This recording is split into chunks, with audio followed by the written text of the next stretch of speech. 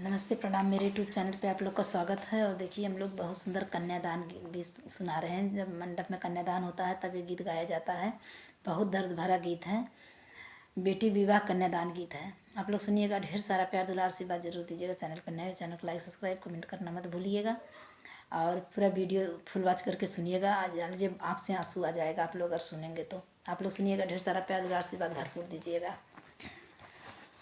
पाली पोसी हमने कैसा न कैला पापा जी, जंगिया बैठाई कन्यादान कैला पापा जी, जंगिया बैठाई कन्यादान कैला पापा जी।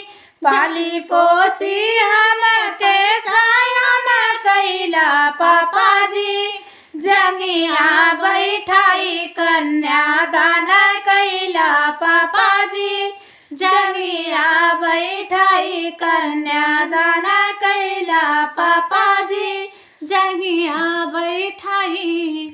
कहो पापा रहली घर में तोहरे भारी जी, एहो पापा रहली काम घर में तोहरे भारी जी।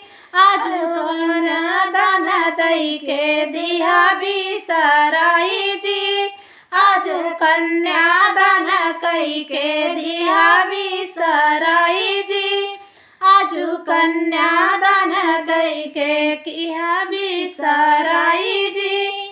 मड़ावा में बैठे सब विधान कैला पापा जी, मड़ावा में बैठी सब विधान कैला पापा जी, जंगिया बैठाए कन्यादान कैला पापा जी, जंगिया बैठाई कन्यादान कैला पापा जी, जंगिया बैठाई।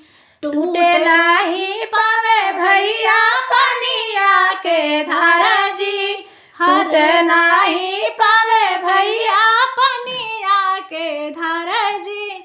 हरदम सलामत रहे बहिनी के प्यार जी, हरदम सलामत रहे बहिनी के प्यार जी। अपना से कम तू विधान कैला पापा जी, अपना से कम तू विधान कैला पापा जी, जंगिया बैठाए कन्यादान कैला पापा जी, जंगिया बैठाई कन्यादान कैला पापा जी, जंगिया बैठाई। कवन कसुर हम के मोरे पापा जी, एकन कसुर हम के मोरे पापा जी। एक न जाने संग कैला विदाई जी, एक न जाने संग कैला विदाई जी। जियते तू जान से अनजान कैला पापा जी, जियते तू जान से अनजान कैला पापा जी, जंगिया बैठाई कन्यादान कैला पापा जी, जंगिया बैठाई कन्यादान कैला पापा जी।